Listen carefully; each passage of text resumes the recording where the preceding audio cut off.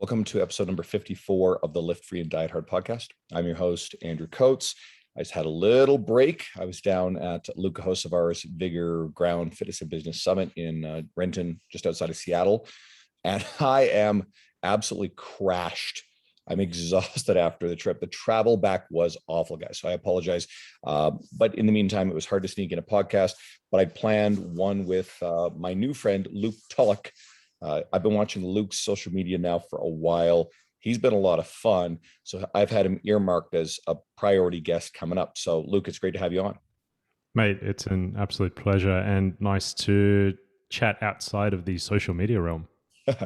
Yeah, it's funny because social media both feels like it's not real interaction, but I think living in the world that we live in, I'm 43, so I'm a slightly older generation than a lot of the younger people who grew up with social media, but it's becoming more, I don't know, real and authentic in a way. There's a lot of people I feel, I've developed really good relationships with primarily through social media vehicle. And no, that doesn't replace sitting down and having dinner with a real, person in front of you. But I think we discount the power of connection if you use social media intentionally with purpose and don't get caught scrolling and subject yourself to a lot of negative imagery that makes you feel shitty about yourself. Yeah, I totally agree. I think I've got quite a lot of cool connections through social media, but I agree that it has to kind of be used mindfully. Otherwise, probably does more harm than good. But certainly in this industry, it's pretty cool to be able to connect to people. I mean, I don't know that we would have been able to connect given that we're on the other side of the planet and there's not a lot going on in terms of travel and all that sort of stuff right now. So it's pretty cool. Yeah. You said the word mindfully, and I think there's the big thing. It's like one of the biggest problems I think in every aspect of our health and our lives is, people aren't mindful about how they consume anything, whether that's food, alcohol is a complicated one, and certainly even media, right? And it's leaving people physically and emotionally unhealthy. Now, before I got a couple questions for you, we might as well tell people who you are as well. So people can probably pick up on a subtle Australian accent. Yep, that's correct. But you're living in Gothenburg, Sweden. That's right. Yeah. So I'll give you the quick rundown. Basically, I am a coach from Australia. I grew up in Sydney in Australia and started coaching people in 2008. So been around a little while. And in the meantime, while I was coaching people, I went and did some neuroscience at university, which was mainly just to learn a bit more about the human body and how to study and that kind of stuff. So I don't really use that stuff too much. But yeah, my wife's Swedish. We met in Australia while she was traveling. And, we kind of got to a point where online business and all that stuff was going pretty good, had a reasonable reputation. And so we decided, well, 2019, 2020, let's go traveling. And we went traveling early 2020 and I did a seminar in Stockholm. And that weekend was when Denmark first closed its borders due to COVID.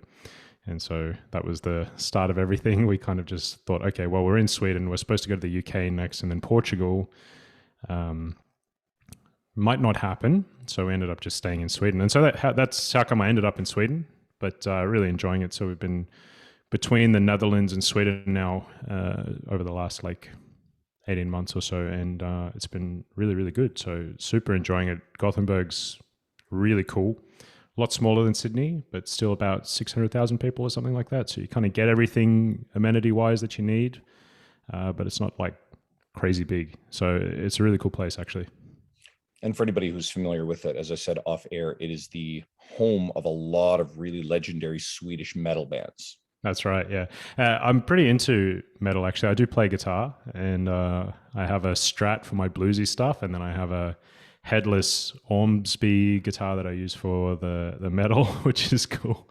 So it's pretty fun being here, actually. Can't wait to catch a couple of gigs. But I was just saying that, Andrew, it's pretty hipster around here as well. There's lots of craft breweries and secondhand clothing, and it's pretty artsy. So it's a fun place to be. There's always stuff going on. And that beard does not fit in at all at a craft brew house.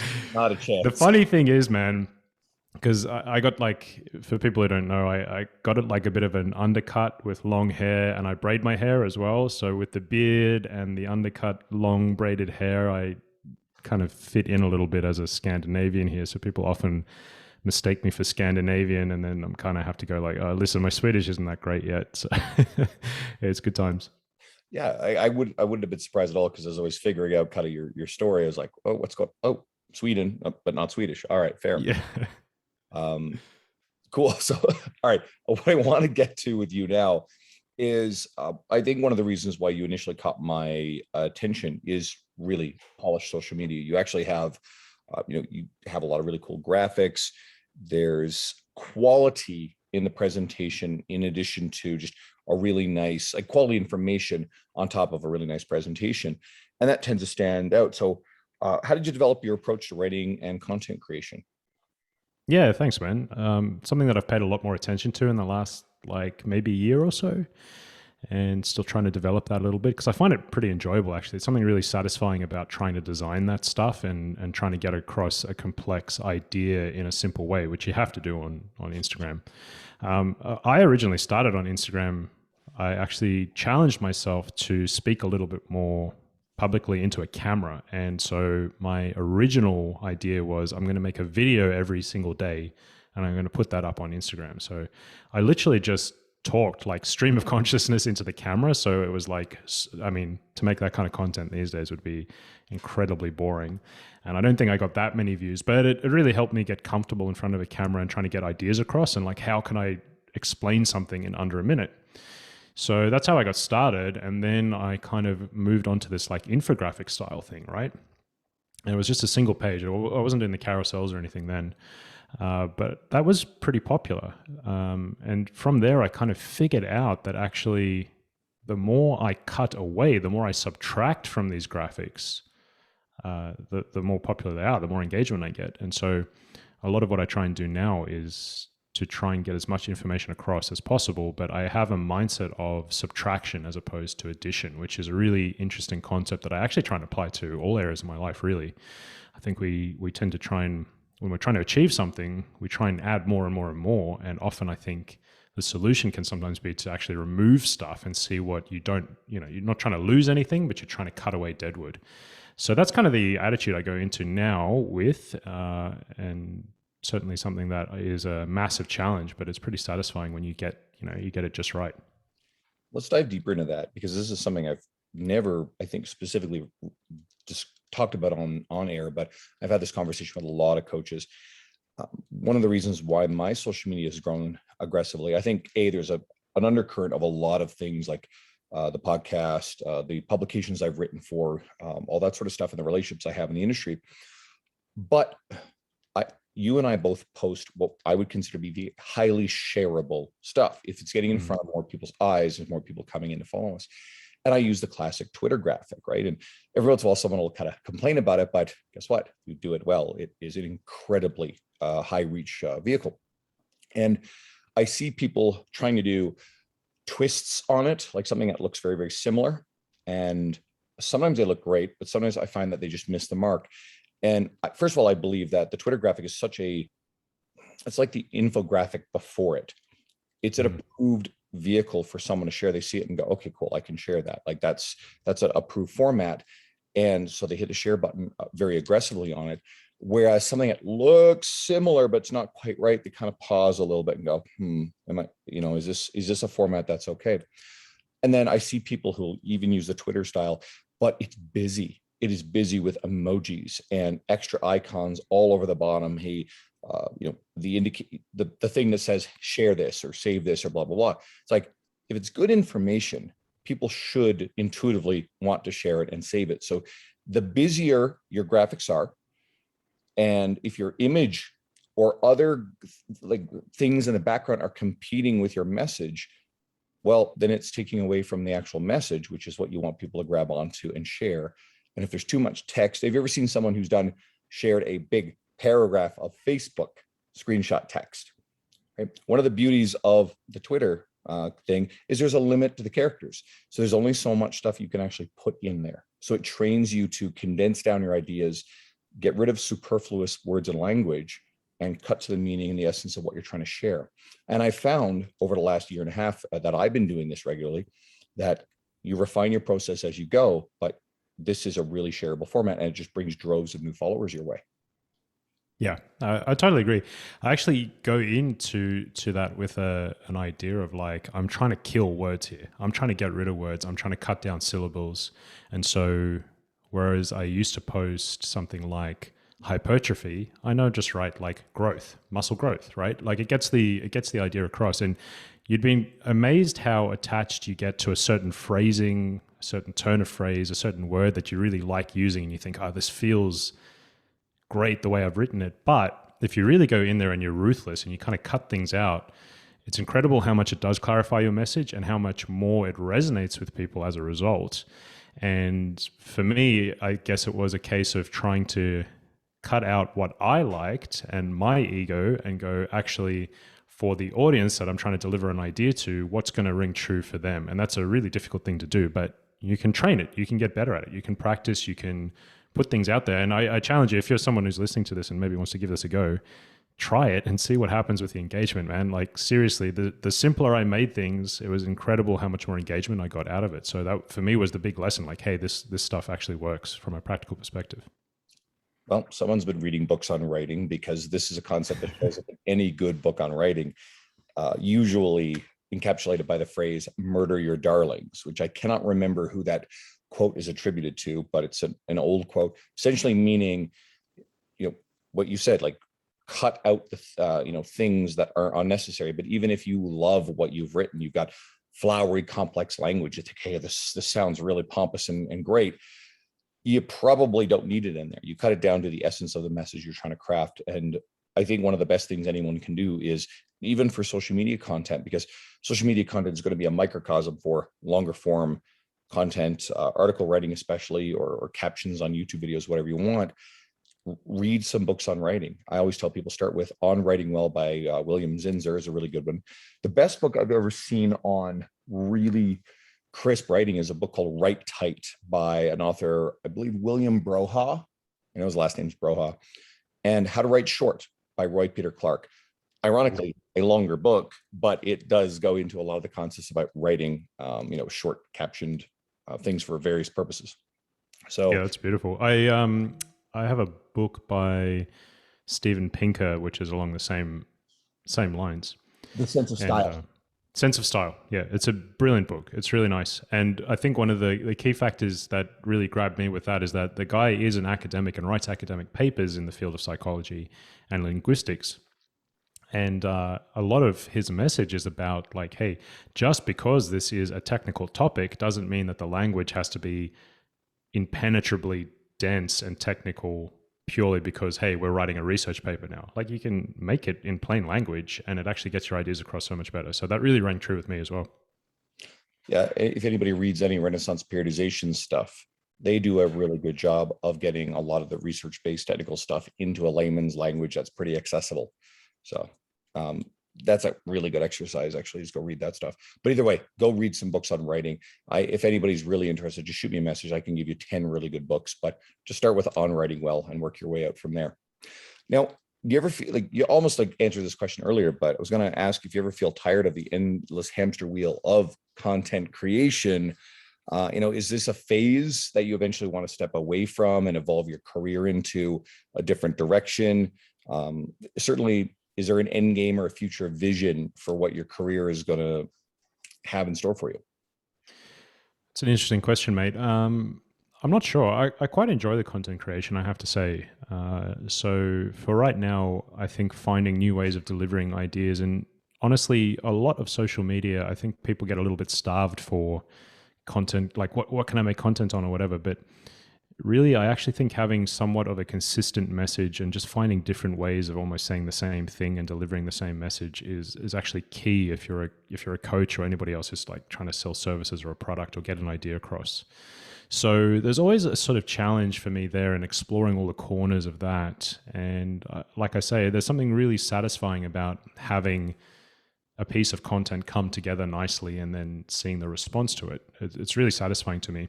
But I don't know about, career-wise or anything like that, if anything would be different. I have to say that something that I'm really interested in is evolving myself as a person.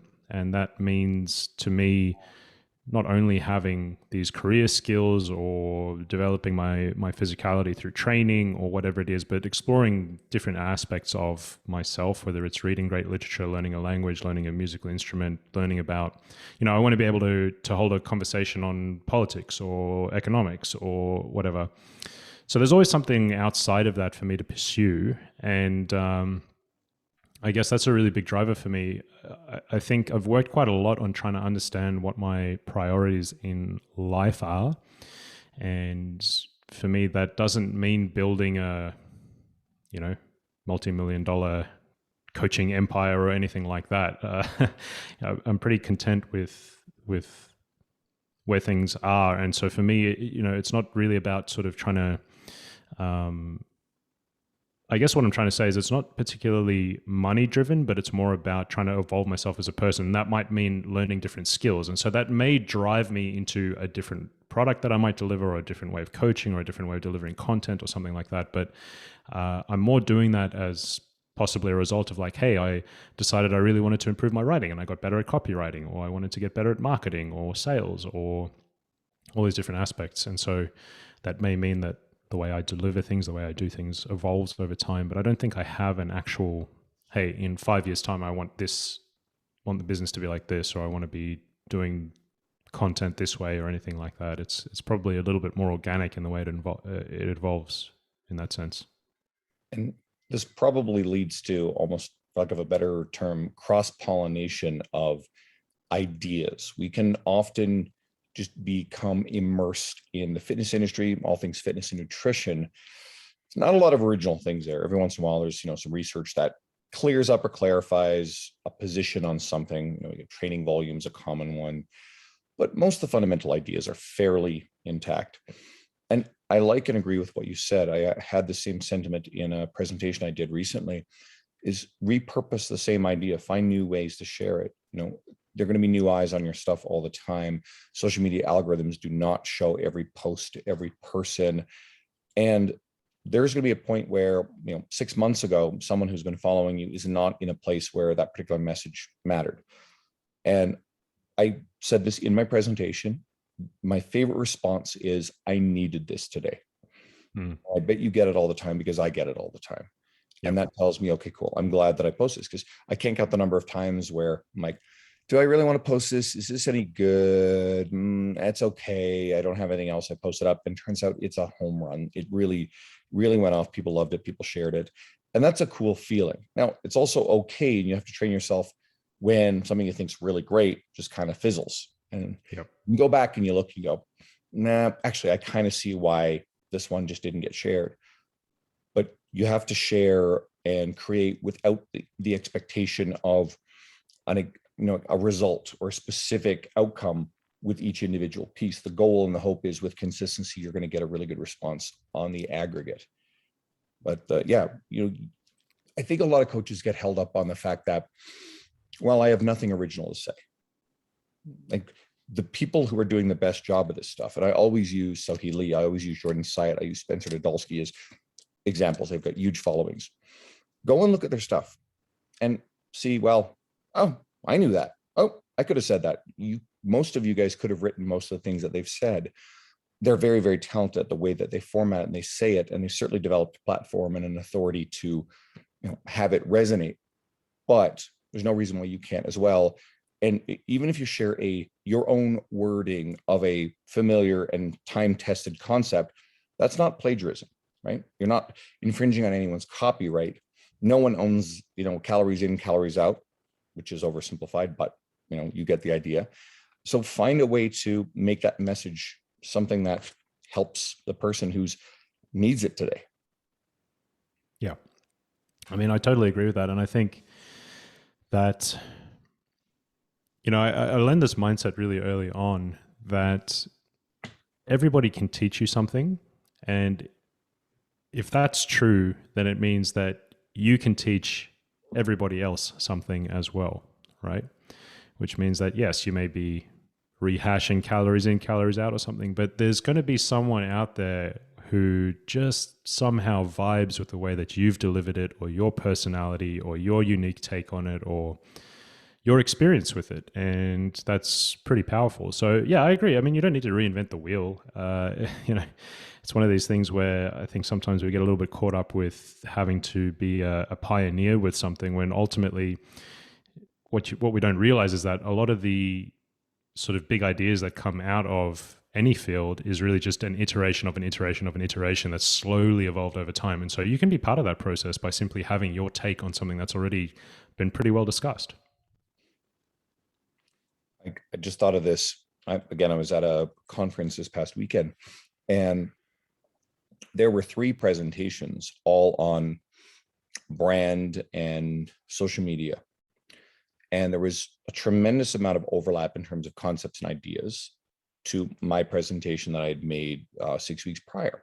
And none of the presenters there were in attendance for mine. And it's not like I own these original ideas, it's just my format of it. And each of these presentations had their own way of saying a lot of the same concepts and a lot of different stuff as well. But there are 3 presentations that had a lot of overlap in the same event, and they were all fantastic. And the cumulative effect of all those presentations, my hope is that it really sunk in with a lot of the people in attendance and they implement this stuff. Some of the tactics were very, very similar, just the individual stories were different. So again, like, do not be afraid to put information out there that you feel very confident. And if you're a coach who's been doing this for 9 months, like you're worried, like, oh, I haven't been doing this long enough, I don't know enough to share. Like, when there's no cutoff, right? Like, have you helped clients for 9 months? Has someone lost some weight with you? Has someone found the gym and found a love for it? You've kept them safe and they've made some progress and they've changed your lifestyle. Well, it proves you actually know what you're doing. Maybe you don't yet feel comfortable stepping into complex rehabilitation stuff, or dieting people for a bodybuilding competition. Well, we know low-hanging fruit, people like to gripe about that, but there's a lot of coaches that do, or people that do their one show, then all of a sudden they're a coach. Set that aside. Or maybe you don't yet feel confident in, periodizing a peak for a powerlifting meet. Okay, cool. You don't have to worry about that complex stuff. Shit, I still don't do that stuff. That's not my wheelhouse. But you have had conversations with clients that have helped them. That should be the starting point, the inspiration for you to share more things. And let's say you start a YouTube video like you did. That's actually kind of how I got started with this podcast too, is I was just doing some YouTube stuff, talking at the screen. And a few people watched it, but a buddy of mine liked it. So he's like, hey, let's go do a podcast. Cool. It flipped a podcast. I kind of put the YouTube away, and 4 years later, we're here. Yeah, I mean, honestly, I think it's just about getting ideas out there and your experience. I think your experience is always important, because it's funny how many people might be in a similar position to you, and not only that, but they don't necessarily want to have like the numbers on paper or the research studies or whatever. They want to have some personality or something real and tangible that they can relate to. So, if you're a coach out there who can say, listen, man, maybe I was overweight and I started doing this and I got in shape and I fell in love with fitness, people can see themselves in that and they can be inspired by that. And that's ultimately a lot more powerful than going, you need to eat 1.6 grams of protein. It's just so much more real for that person. And so putting your own experience out there and putting ideas out there is super important, I think. All right, let's tap into some of your ideas. One of the ones that I pulled off recently from your social media was a meme about sticking with effective exercise. I'm reading this off because I don't want to fuck it up, versus using a lot of new ones in each training phase. And I believe a lot of experienced coaches and lifters, they kind of get this one, but we know it's still common on social media. We see a lot of both the end user wanting variety in programs and a lot of coaches perpetuating variety. So let's just elaborate on this. I'll let you kind of take that when I run with it. Yeah, totally. I mean, I think you're right. There's a balance here, right? Like, we want to be able to stick with something for long enough to actually make some progress with it. There's going to be some exercises that are just, like I said, I think I said in that post, there's some exercises that are just like an A+. They're just like, oh, chef's kiss. That just nails your hamstrings. It's going to be hard to beat something like an RDL for, really training hip extension or something like that, right? And so coming up with a bunch of different weird nuanced variations is probably not going to be in your favor if your ultimate goal is to develop that movement or those muscle groups. At the same time, we also have to balance that with novelty, with excitement, with zest for training. And so, as a coach, that's something that you have to consider as well. So, something that I see a lot of is certainly someone goes and hires a coach and they go, oh, cool, this person's got so much experience and knowledge, and they're going to be able to come up with some cool variation or special cue or magic like meal timing thing or whatever it is that's going to take me to the next level. And the funny thing, it kind of ties back to what we were talking about earlier when I said subtraction is actually what I go for, if anything. In my experience as a coach, what I'm really trying to do is find something that is the most effective with the least amount of intervention. You know, if I can create a really low friction environment and get you really great results without really having to do that much, to me, that's kind of the ultimate goal.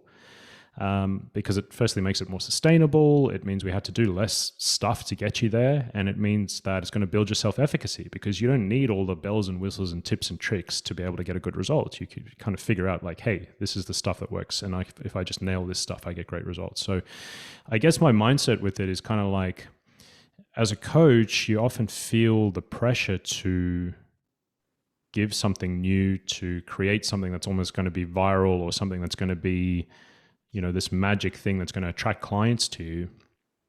And sometimes you do get a little bit rewarded by that, just with like the number of likes or comments you get on something, or, you know, someone goes, oh, I've never tried this type of exercise before, or something like that. But you also have to bear in mind that fundamentally there is some stuff that is just more effective than other things. And if you can kind of string together enough consistency with the most effective exercises or principles, then that's really where you get the magic results. And for me, if you can get great results with minimal intervention, then that's kind of like the golden zone that you want to be in. So yeah, I mean, look, it's certainly a balance, but for me, it's kind of like I got well over the sort of tiny weird variations of how many different bicep curls can you do, when really it's just like, man, just get in and do a decent curl and get stronger with it, make some progress, you know? So yeah, that's kind of where I'm at the moment. And, you know, I think it becomes more comfortable as you build a reputation as a coach, and as you get more experienced and more confident in yourself, you can start to go to a client like, hey man, like I know we've done Romanian deadlifts for 3 phases in a row now, but I'm telling you, like they're effective, they're working. Let's stick with it. There's no reason for me to program something weird here for you. Let's do it. So that's where I'm at with it. And let's take down a couple of the reasons why we see this variety out there. So one of the main ones is, as you alluded to, you've got people on social media who feel like they need to be creative. They need that to drive their social media following. And honestly, there are some people who do a really good job of taking practical and innovative concepts. Lee Boyce is a good friend of mine. He does a wonderful job with it. Gareth Sapstead, the fitness maverick, he's really great at this stuff. There are some people who get into more of either a strength and conditioning world, or especially almost like physio rehab type world. Sam Spinelli, he's going to have a very broad library of this stuff. I'm working on an article with Tim DiFrancesco. So he's a doctor of physical therapy and the former strength coach of the LA Lakers. And we're going to have some stuff in that just pulls from his physical therapy realm.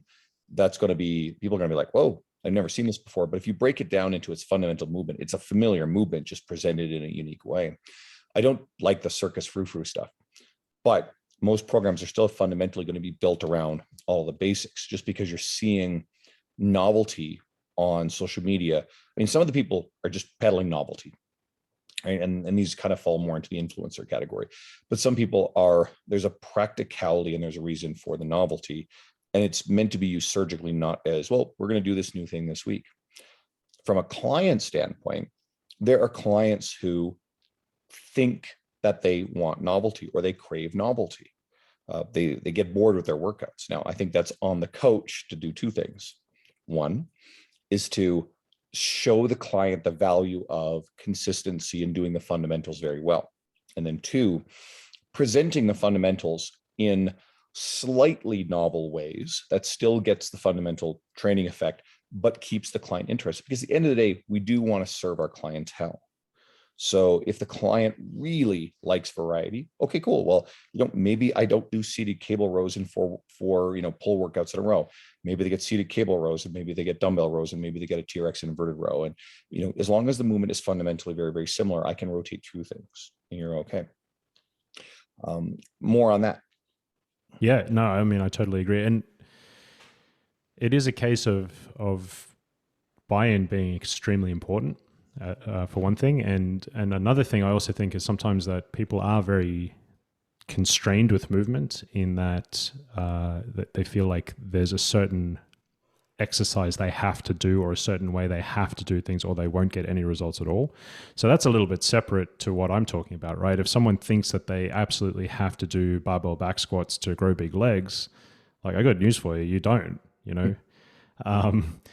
so there's a bit of a difference there, but I definitely think that there's a situation where you might get someone who's trying to add a bunch of bells and whistles to an already effective exercise purely for the point of novelty or as we said, trying to gain some eyeballs or something like that. And there are some minor tweaks that you can make. You can be quite creative as a coach without having to like swap exercises every workout or something like that. There's a million different things you can do in terms of tempo and rest periods and exercise order and that sort of stuff without having to fiddle with fundamentally what you're doing with the exercise. So, I do think that like buy-in and novelty is quite important for clients, but it might be a case of like being quite strategic with it, as you said, being surgical.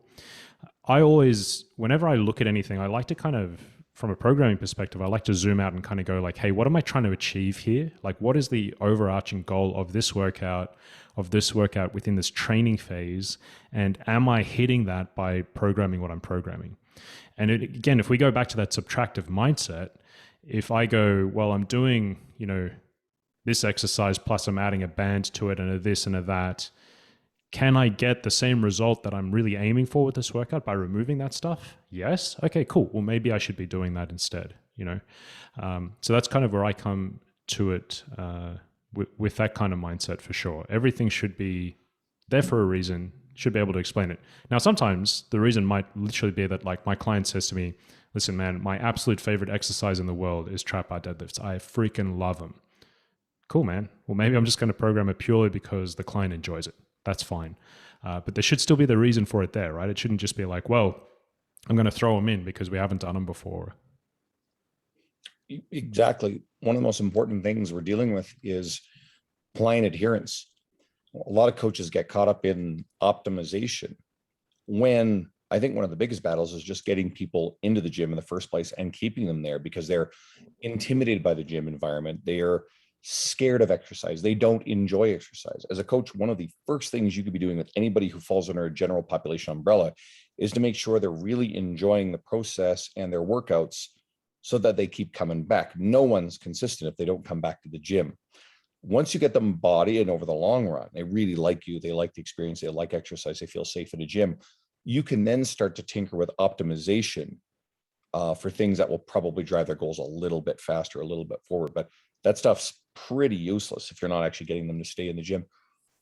I think another really important thing for coaches to recognize about why we still see a lot of variety out there is coaches themselves feel pressure to change things so that way their clients feel like there's value in the coaching experience. And I think this is misguided because I think there's a lot of other ways that you can create value. I remember being a newer coach and kind of always wondering like, why are these clients who know what they're doing, they're consistent, continuing to train with me? And we take for granted clients find value in the experience of training with us. And a lot of this probably applies more to in-person than online, but a lot of the coaches listening, I think, still do in-person work. Someone's going to find value in your experience that might be different than your idea of what they should be getting from it, which is why you got to be really careful about, not making your goals for them supersede their goals. I have a lot of clients who are very, very functionally independent, but they like the accountability, right? That's a big key for them. I work with a number of, people who have very busy careers, professionals, cardiologist is one example, a couple of retirees who they know what they're doing, but they want to be able to shut their brains off. They don't want to make these decisions. Their lives are so busy. They want to have an appointment they have to show up to. And in a lot of cases, they really just like hanging out with you for that hour. They've enjoyed spending the time with you. And that's what's going to keep them coming back. And you look back and you go, well, shit, you've been going for 7 years. You spent a lot of money on this, but they think of it as an investment. They're healthier. It kept them on track.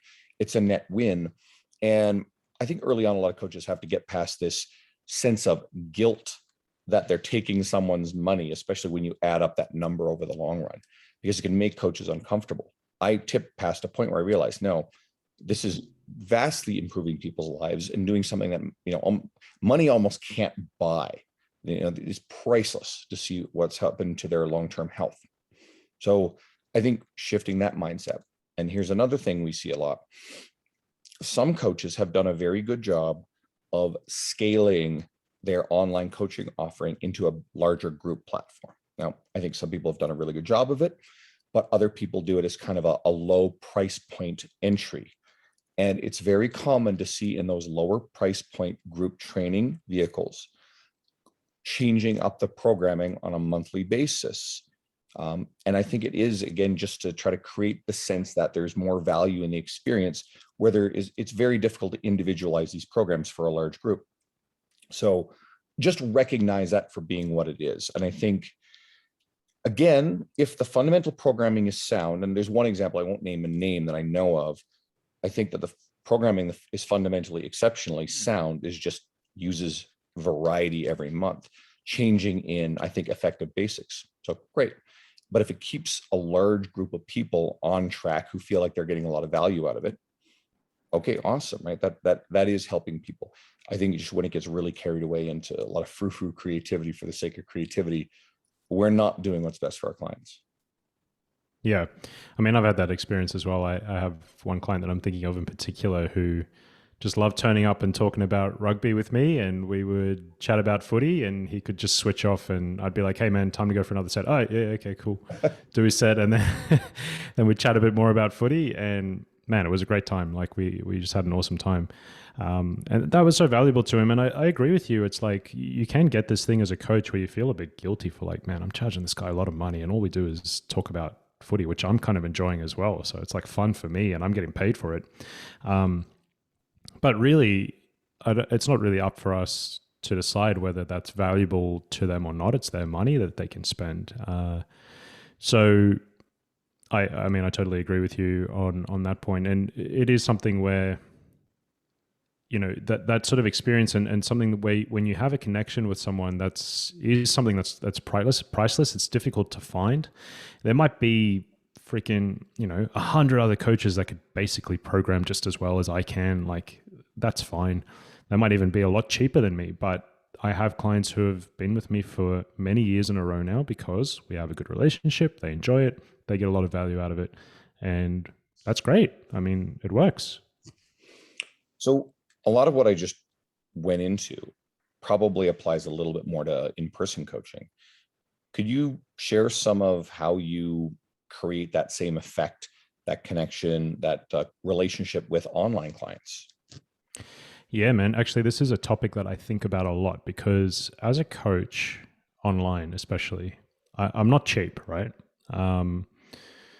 And I really struggle with like, okay, I want to provide value for what I'm charging. But at the same time, there's this big part of me that really wants to promote self-efficacy. I really don't want a client to feel like they can't make an exercise substitution or make a decision about their nutrition without like first checking with me or something. I want them to be able to feel confident enough that they can do something and it would be a reasonable result and maybe even exactly what I would have done in that situation. So there's this balance to be found where you want to obviously have some rapport, you want to have points of contact, you want to be able to support someone, but you also don't want to sort of secretly undermine them by having too much of that stuff. So it's a real challenge to kind of be like, hey, I am charging a premium, but that doesn't necessarily mean that you're going to get more out of the coaching by having me kind of like message you every single day or something like that. So one of the ways that I do that is try to make that clear to the client. But there's a few little bits and pieces that can make the coaching feel a bit more personal and a bit more like having an in-person coach. And one of the things that I really discovered was pretty good, which both helped me with my efficiency of doing work, like check-ins and that sort of stuff, and also provided a bit more of a personal touch point, is using stuff like Loom videos and screen recordings and stuff like that. So I'll explain a little bit how my check-in process works. So I only coach people online at the moment, and I send out an email at the start of the week with some check-in questions, and it asks not only about their training and nutrition, but like what other stuff happened in their life. What were some highlights for you that were like non-training things and general lifestyle things? So things like that firstly starts to help. When I get their responses back, I don't type a response to them or anything like that. I actually make a little video. They can see my face, they can hear my voice, I can give them a nice tone. I can chat even a little bit about myself as well. I can, crack a joke and give that sort of stuff. And I think the feeling of it being much more personal that way is really important to them. So fundamentally, I'm not really doing anything different than anybody else is doing from a check-in standpoint, but the format makes a really, really big difference. And coincidentally, it's actually a lot more time efficient for me as well. So I think that that's something that's quite important, is being able to have those touch points there. Now, what that means is that they actually feel a lot more comfortable, because it's not just like a typed response, that a form that they're like just filling in and getting back another like bunch of text. They start to feel more comfortable in sharing some of those more personal things. I have one client whose husband, for example, is very sick and is probably close to passing away, and we've had some really intimate conversations around that, which I really don't think she would have felt comfortable sharing that stuff and being able to have a conversation with me unless she could see who she was talking to. She could hear the tone of my voice and the care that I'm trying to give her and that sort of stuff. So I think that's quite an interesting dynamic, and it means that I think something that maybe some coaches are thinking about and maybe a bit worried about is kind of like, hey man, my clients could buy a ton of programs somewhere else. They can buy an app that tells them how to adjust their macros and that sort of stuff. But what you can't buy is that human interaction and that sort of thing. So as an online coach, that's what I'm trying to provide. And that's one way that I do it. And like I said earlier, the challenge for me then is, how do I provide that without it being like, yeah, I got to do that every single day with them, or get on the phone with them, or have like an hour-long weekly call with every single client that I have, or something like that. So, yeah. Relationship coaching. Yeah, exactly. Relationship coaching. I do some similar things, and I love the idea of video, but I tend to send a lot of audio messages. So anybody not everybody yet, but anybody who's interacted with me on Instagram, I'll often send a voice reply, and I can't catch every new follower. It's way too hard now, but I do try to, send a few of those out. I get a spare minute. I'm like, oh, cool, this is a coach, tell they're new. I'll send them a voice message and say, listen, I really appreciate that you're here following. Hey, there's so much out there that you could be spending your time on. So, it means a lot. And especially for the new coaches, if you ever have questions, just, hit me up. And an authentic voice message that says their name is a lot better than a text, hey, thanks for following. And I think I got this stuff from my buddy PJ Street, who is a big online coach. He does a ton of that stuff, and he uses a lot of voice messaging with his online clients. And we had an old podcast episode, if anybody wants to go back into it, and it's about his philosophy is making online training more personal than personal training. So leverage this. Like what you just described sounds amazing. And I'll add a point to the fact that you've alluded to twice that, you charge a lot for your coaching. It's simple, but if someone's paying more for your coaching, in a way, you're doing them a slight favor, because they're probably going to be more invested in the experience. One of the challenges I think a lot of coaches encounter when they're just starting out and they're offering free training, if someone doesn't have skin in the game, they're not as invested in it, so it can interfere with their results. And there's also nothing wrong with setting your prices higher and using it as a filter to find the right type of person for you. I think it's been said a lot, but I'll continue to say it. If you've got someone who is shopping based on price, certainly in my experience in person, anybody who's trying to haggle over price, or you've had for a while and they're like trying to, get discounted prices, they're on average the type of people who are more time demanding, more emotionally demanding, more draining. and I try to be charitable in my interpretations with every person I work with, but there have been a small handful of clients that I've had in the past who I realize that, you're chasing this person and putting a lot of emotional energy into trying to satisfy this person to keep them in your schedule. And they don't respect your time. They don't respect their own time. And they know your cancellation policy, but, let's say that they have not planned well and they've double booked, an appointment that they knew about for a week, but 2 hours out, they're like, hey, I can't make it. And, one of my slash favorite slash least favorite things is, well, you can charge me if you want. And I usually politely let clients know that not to phrase it that way, because what they're doing is they're kind of hoping they're making you the bad guy. If you choose to charge, then you're the villain. So you feel guilty about doing it. And I know a lot of coaches listening will be like, yeah, I have clients who say that. And just politely let them know it's like, hey, this is my cancellation policy, and however you have to let them know, please not to use that language, because it is a little bit of a guilt trip and the clients know what they're doing. So stomp that stuff out. And if you start letting it go, that's the standard you've set with that client, and they will not respect your time. They know that the appointment is optional. And some of the language I use when I'm establishing my cancellation policy, it's like, I am doing this to hold you accountable and to respect my time. My time's valuable. Your time's valuable. I really want to be here to make sure you're getting great results, but I've also got to hold you to it. So, that's my cancellation policy. And if you're firm and upfront about it, most people are going to be fine. Ultimately, if someone does become a really stressful big person about your cancellation policy, you're going to notice that there's other stressful shit that they're doing with you. And for the better of your own business, you may be better off politely and professionally letting that person go, right? Sometimes it's just we're not trying to fight to renew them. And sometimes it's literally saying, okay, you know what, I don't think this is a really good fit. I'm going to help you try to find another coach. If they're upset, okay, so be it. But you've got to start taking care of yourself and your own emotional well-being. The book, I always tell people, read the book, Book Yourself Solid, Michael Port. Fantastic exploration of this concept.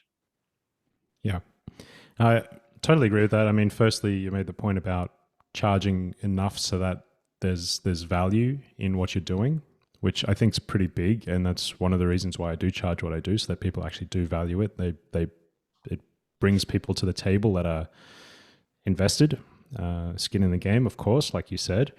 And then you made another point about just kind of setting standards, which I think is pretty important as well. If you set a standard, or you essentially teach your client how this relationship is going to work by what you let fly and what you don't let fly. And it's really important to establish that early on, because I've had multiple instances of like people turning late to sessions, or not paying me on time, or not filling in their workouts, or whatever it is. And that is definitely something that you need to set the tone for from the start, which is pretty important. Now, I think it sometimes gets to this like deeper thing, which I've seen quite a lot with trainers. I'd be interested to see if you've seen this as well, where people almost feel a bit guilty about making money and charging in this profession, because we're supposed to be helping people, and I kind of feel a bit bad about this or whatever. And I'm here to tell you that making money is not a bad thing. Like, you can still have great intentions, and you can still charge a lot of money, and you can still be very wealthy off the back of that. Those things are not incongruent. You can definitely do that. So it's an interesting, weird psychology thing in our industry, where a lot of people are kind of afraid to charge money and to put themselves out there. And like, I'll say right now, like, I wouldn't be on Instagram as much as I am if I didn't need it to make money for my business. Like, simple as that. Like, I'm not afraid to say that. Everybody kind of knows that I'm selling coaching services. I don't shove it in their face, though. I give them heaps of value. But that's the reality of it. And you don't need to be afraid of that. You can still help people a ton while putting your hand out sometimes, occasionally, to make some money, right? There's nothing dishonorable about making Yep. money, right? And we all have to think, there is no pension plan in our industry. I mean, obviously, there are different countries have different sort of social security things. Sweden is legendary for having a really good one.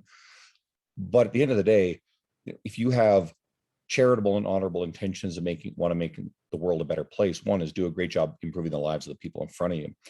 And then two, and this, I'll just touch on this and move way off it. There's definitely a climate and a community of people who like to say a lot of things very loudly and very virtuous on social media, and then go and give themselves a pat on the back. You'll do a lot more if you have the financial resources and the influence with a larger body of people to be able to allocate financial resources to charitable causes that you care about, allocate time to do these sort of things, because posting about something on social media is some of the most hollow, useless nonsense. I think the best use of our social media time, and I'm very deliberate in not going anywhere near political or social issues, because I just want to make the person's life better with their own personal physical health, their mental health, all the stuff that is directly within the scope of fitness and nutrition. And that tends to improve a lot. And that can cascade through a larger number of people. And it's a little way to make the world a slightly better place. And if it inspires a lot of coaches to do the same sort of thing, that cascades even further. This has been an amazing conversation, Luke. I appreciate you coming on and having the time to talk. Yeah, it's been great, man. Really, really cool to be able to actually talk to you as opposed to voice messages on social media. Well, I'll be bringing you back in the future. Please let everybody know where to find you. We've talked about your Instagram. Yeah, for sure. It's underscore Luke Tulloch, Tulloch is my last name. Pretty much everything's there. I've got a little website if you want to look at coaching services or anything like that. And that's just my name, luketulloch.com. Right now, you have a podcast, but it has been updated since about July. So have you kind of shelved it, or is that something you're bringing back? No, it's something that I'm going to be doing a little bit more of. It's I don't know if you can hear it too much in this room, if it's been echoey or not. I don't think it has been because I've got this dynamic mic, which is great. But we moved houses in Sweden, and the office, like, we had literally no furniture. And man, it was just so echoey. And my previous microphone, I was like, man, I can't be putting stuff out on this. So I think we're sorted now. So there will be some more content coming out on that for sure. And I'll tell people, get into Luke's stories, because when he does Q&As, they're very entertaining, very informative. So dive Awesome. into it. Guys, thanks for tuning in again. I appreciate it. If you have not yet followed me on social media, I want to connect with you at Andrew Coates Fitness. All roads to everything else that I do, all my articles are on there. And, if you'd be kind enough to take the time to give a review on iTunes or whatever platform you're listening on, that's always appreciated. If you're brand new to my podcast because you found me through Luke's social media, again, if you take a scroll through my previous guest list, you will see 53 prior episodes of this format and 150 episodes under the old format with my old co-host, my good friend Dean Guido.